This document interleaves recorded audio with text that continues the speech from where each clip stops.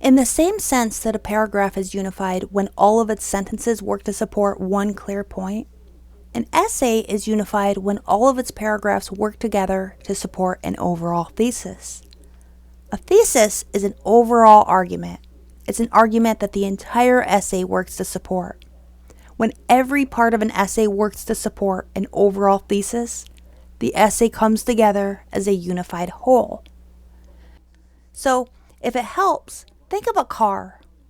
We think of a car as one object, even though it's made up of 10,000 pieces, because all of those pieces work together to allow a person to drive safely.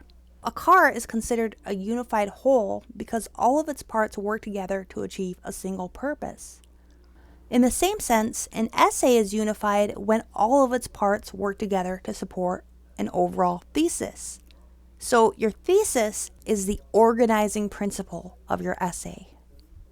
Now, you may have been exposed to the 5-paragraph theme, where you have an overall argument about how there are 3 reasons why something is true, and then each body paragraph develops reason A, reason B, and reason C, and then you reinforce those points in a conclusion. You may have been exposed to this format.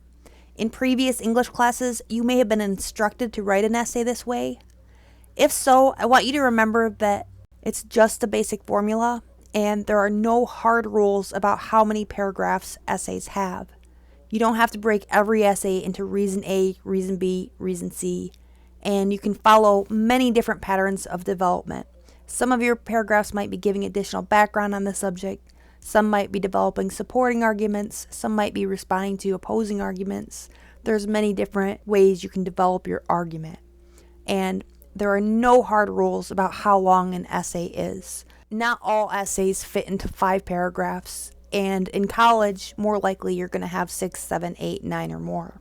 So there are no hard rules. You just want to make sure that your argument is well developed, your paragraphs are unified, and your essay as a whole is unified. And again, your paragraphs are unified when each sentence works to develop an overall point, and then the essay as a whole is unified when all of those paragraphs work to support one thesis.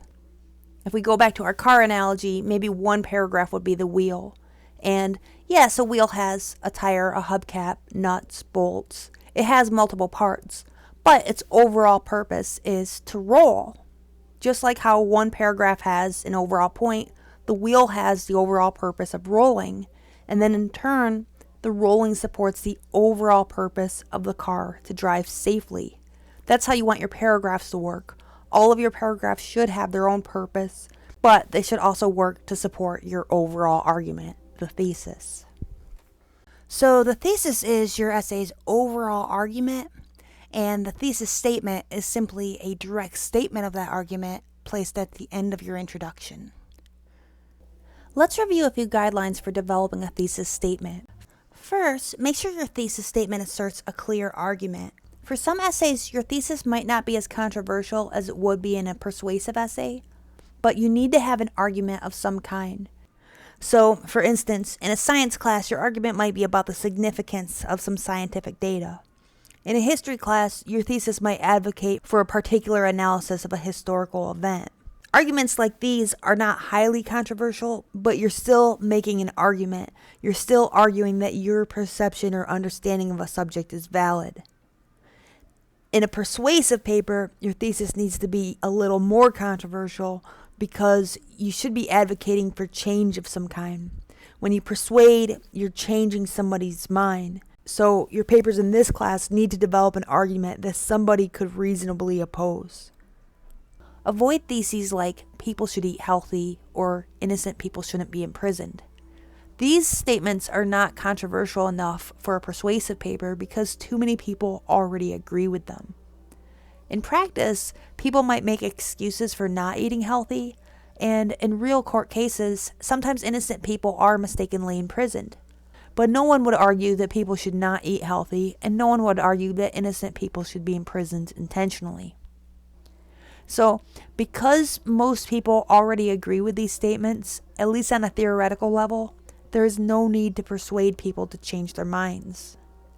Make sure that you have a clear argument that a reasonable person could disagree with. Too many students submit persuasive papers that simply complain about a problem. They spend the entire paper saying, "Isn't this awful?" And as a reader, you feel like, well, yeah, of course it's awful, but what do you want me to do about it? These students don't have an argument because typically everyone would agree their complaint is valid. What readers wouldn't agree on is what should be done about the problem they're addressing. Make sure this doesn't happen to you. Instead of spending the entire essay discussing the benefits of eating healthy, recommend a solution such as taxing foods high in sugar. This is a more controversial argument because not all readers will agree with this proposal. Plenty of people will recognize the importance of a healthy diet, but they still won't support imposing a tax to discourage unhealthy eating. So this gives a topic a level of controversy. So if this is your topic and you like the idea of imposing a tax, develop an argument for why readers should accept such a tax. If you don't agree with it, then just think of another way you can find an argumentative edge. You might consider controversies within the field of nutrition itself. For example, maybe you could address whether genetically modified foods are beneficial. Plenty of people dispute the value of genetically modified foods, so this would give your paper a level of controversy. You could conduct your own research and then argue whether you think genetically modified foods are beneficial or whether you think they might have adverse effects. In any case, you want a controversial argument. For a persuasive paper, you need controversy. So defend arguments that you actually support, but make sure your argument is controversial. And again, if you start out with an argument that lacks controversy, like innocent people should not go to prison, find an argumentative edge. Consider a solution to that problem. Perhaps prosecutors should be held accountable if they convict defendants who later turn out to be innocent. Or perhaps wrongfully convicted inmates should be compensated. These proposals are controversial. Most people will agree that innocent people should not be imprisoned, but not everyone will agree that prosecutors should be held accountable or that governments should compensate wrongfully convicted inmates. So your thesis statement should assert a clear argument. It should be broad enough and narrow enough for the scope of your paper. So you don't want a topic that's too narrow, that gives you only a page or two to write about, but you also want it to be an argument that you can defend within the page limits. So in this class, within 5 to 7 pages. So your thesis should assert a controversial argument that can be addressed sufficiently in a 5 to 7 page paper. And in your thesis statement, you should also give a little bit of context to your views, usually in the form of a couple supporting arguments to just help the reader prepare for the rest of your paper. Okay,